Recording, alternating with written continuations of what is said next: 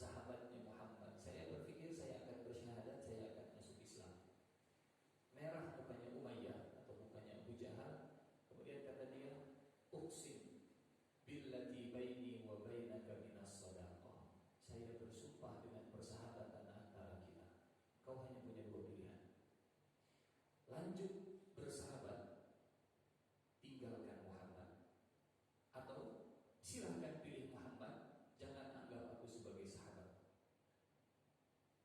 Uqbah dilema, kata anak muda sekarang galau. Uqbah galau, pilih pertemanan atau pilih kebenaran. Ini kisah awal mula Uqbah menjadi orang yang paling keras permusuhannya kepada Rasulullah sampai masalah fisik. Pilih sahabat berarti meninggalkan Nabi Muhammad, pilih Nabi Muhammad berarti kehilangan sahabat. Posisi Uqbah itu di posisi di antara dua hal tadi, pilihan tadi. Akhirnya Uqbah bin Abi Mu'ayyid datang ke Rasulullah SAW. Datang ke Rasulullah, Rasulullah senang menyambut. Saat Uqbah datang ke Rasulullah, tiba-tiba diludahi wajahnya Rasulullah SAW. Uqbah kembali kepada Umayyah. Kata Uqbah, saya tinggalkan Muhammad, bahkan saya sudah ludahi wajahnya. Kata Umayyah, engkau khalili, anta khalili, engkau sahabat terbaikku, engkau kawan terbaikku. Seiring dengan Uqbah pergi meninggalkan Rasulullah SAW, turun malaikat Jibril membawa wahyu. Wahyu apa yang dibawa malaikat Jibril? Hadirin rahimakumullah.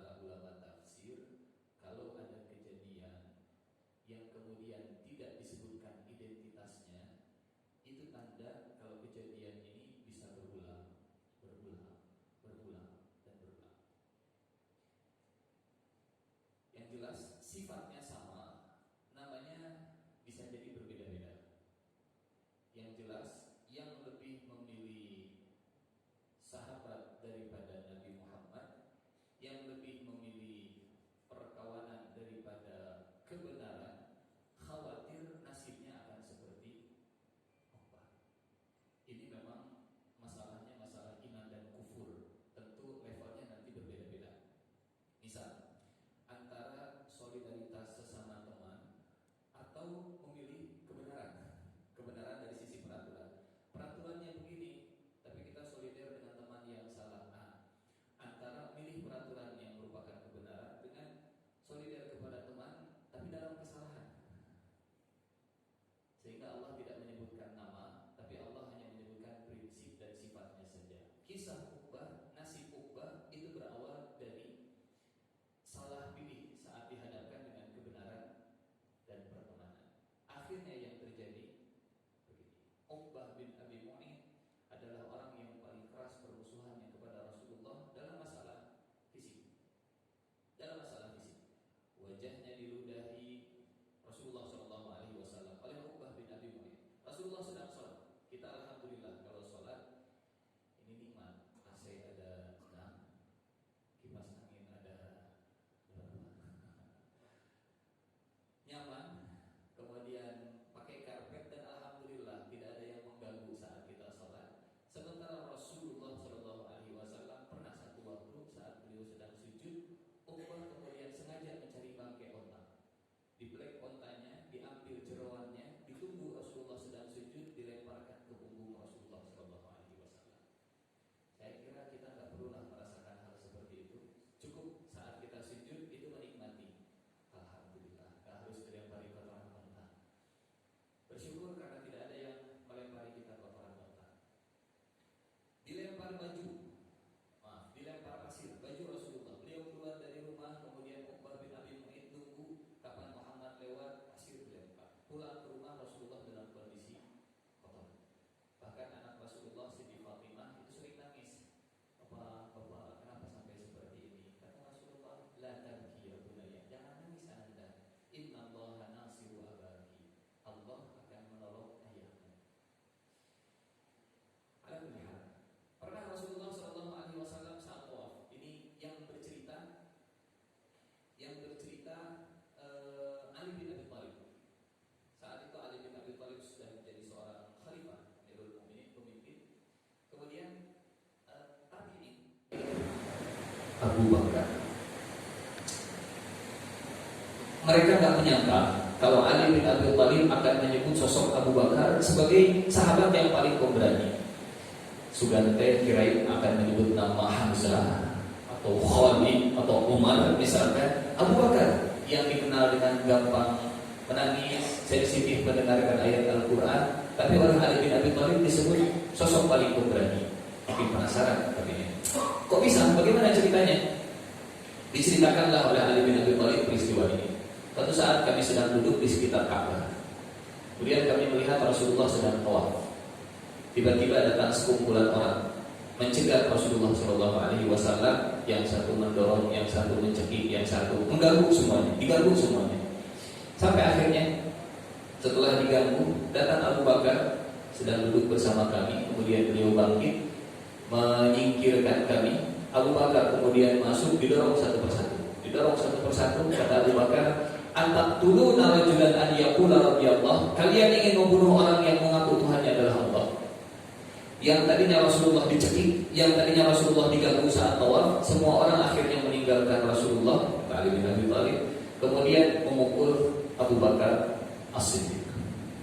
Dipukul Abu Bakar As-Siddiq sampai singkat cerita pingsan.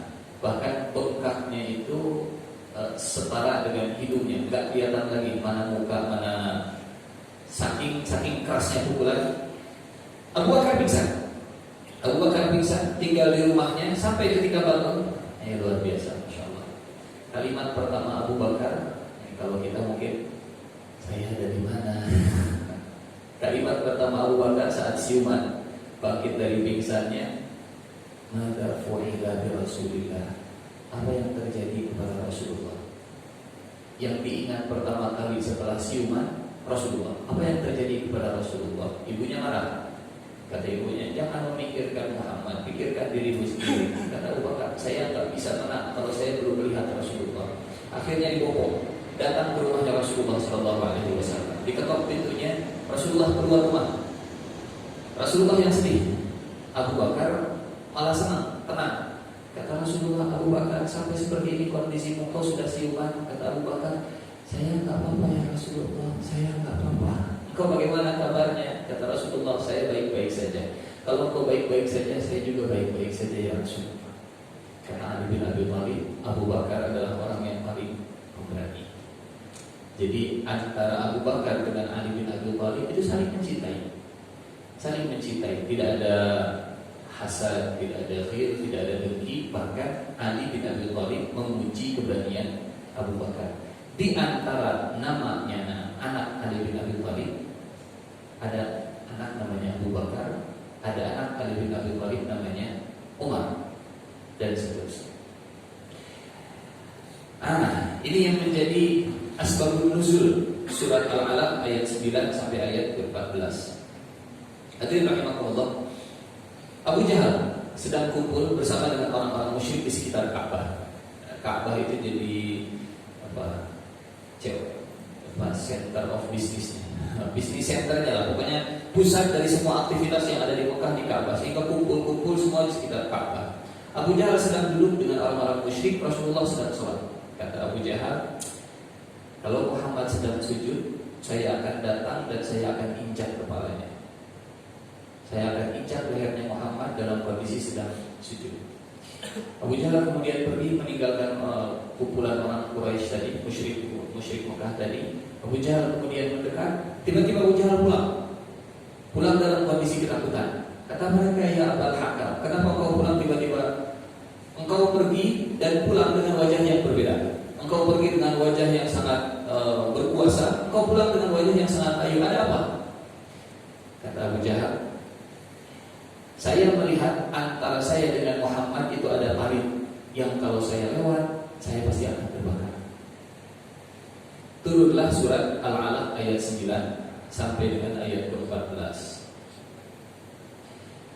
Ini lanjutan dari wahyu pertama yang turun kepada Rasulullah SAW. A'udzu billahi minasyaitonir rajim. Ara'aital ladzi yanha 'abdan idza shalla. Bagaimana pendapatmu tentang orang yang melarang seorang hamba ketika mengerjakan salat? Ujar, kalau Muhammad sujud, saya injak kepalanya supaya tidak usah sujud-sujud lagi. Enggak bisa sujud-sujud lagi. Ara'aita in kana 'alal huda aw amara bit taqwa. Bagaimana pendapatmu jika orang yang melarang itu berada di atas kebenaran atau dia menyuruh bertakwa kepada Allah?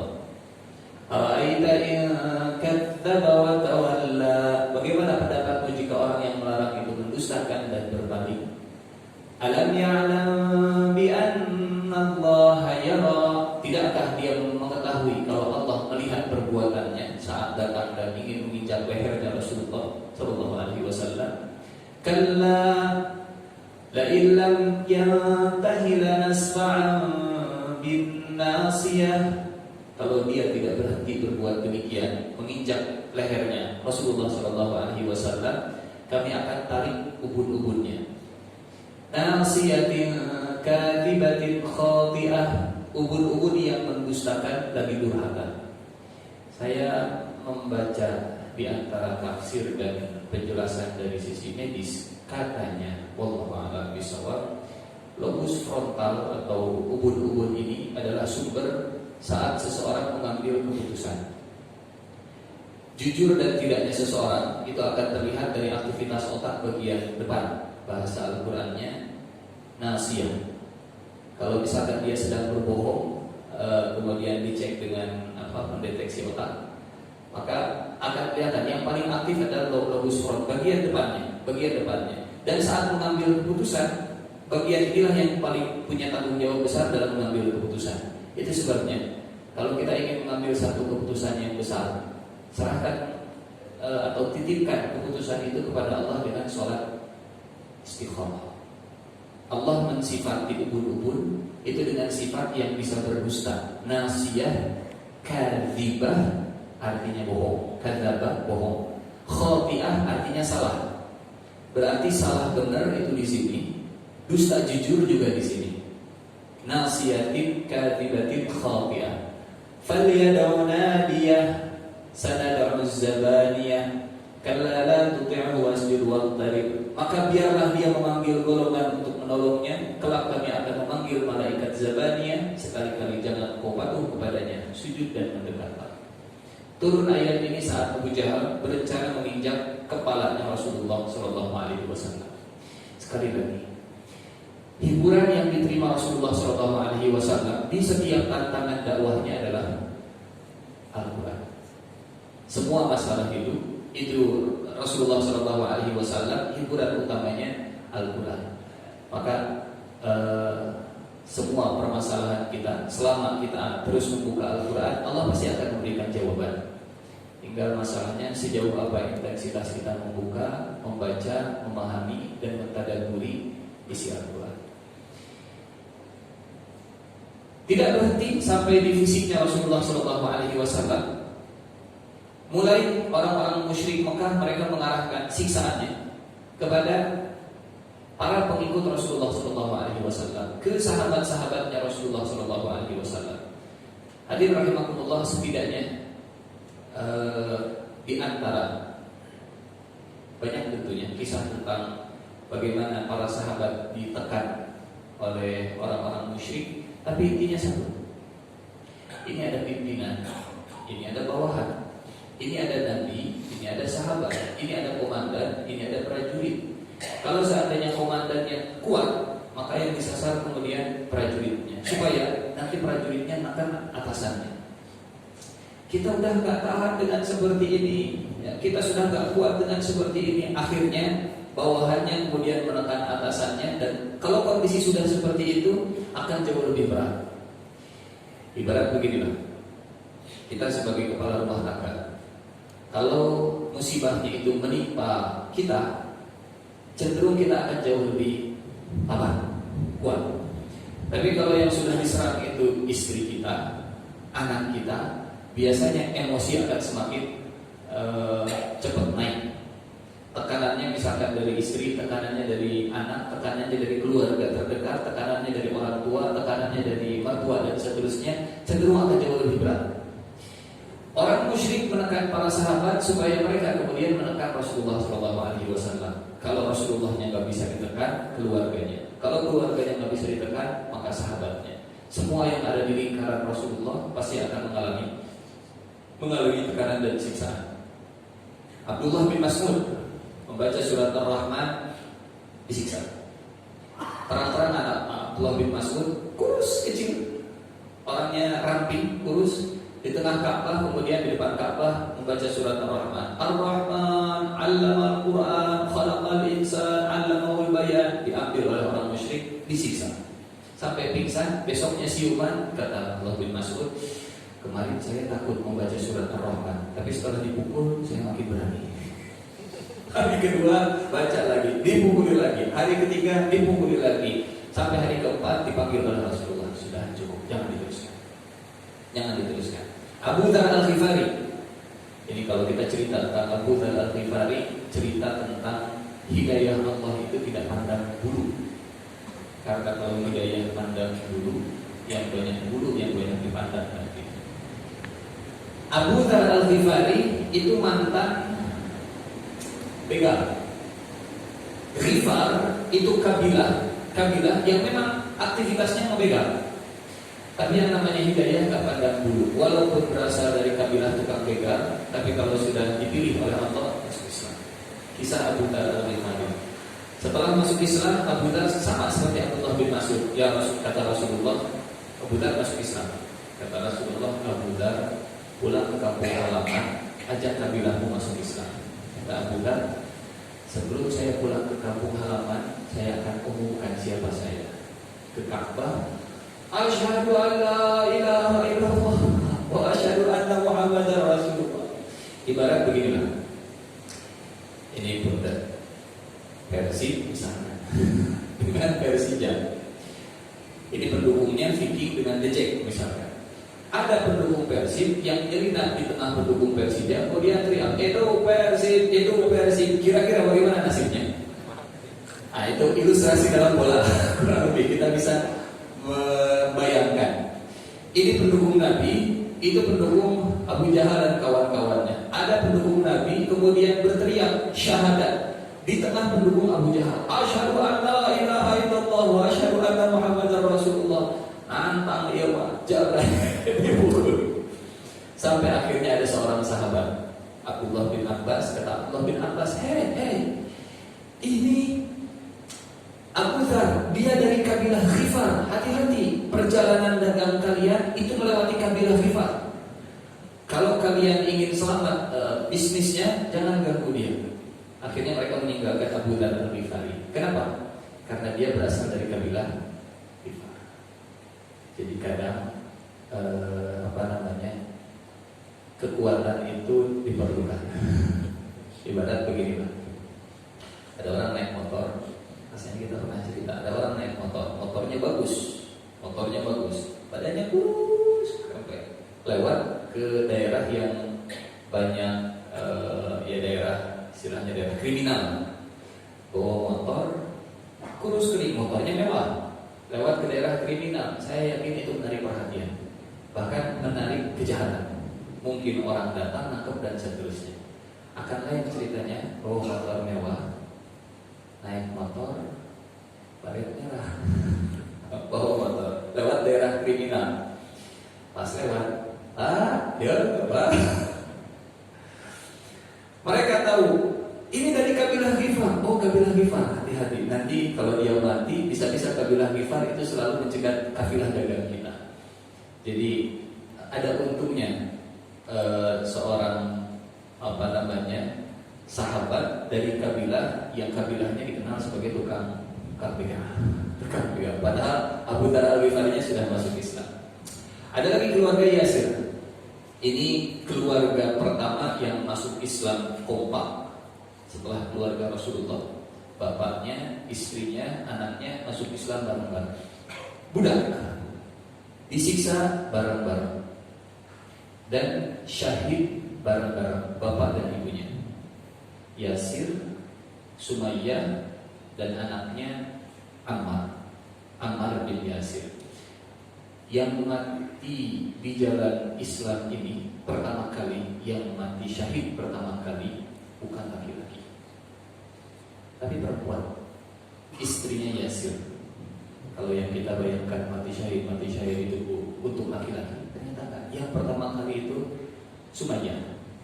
Dipaksa untuk keluar dari agama Islam. Kata Sumayyah, enggak, saya tetap jadi pengikutnya Muhammad. Abu Jahal kemudian mengambil tombak, mohon maaf, kemaluannya kemudian ditusuk sampai akhirnya meninggal. Sejak saat itulah dipanggil Abu Jahal, karena panggilan sebelumnya Abu Hakam, Mr. Wise, Abu Hakam.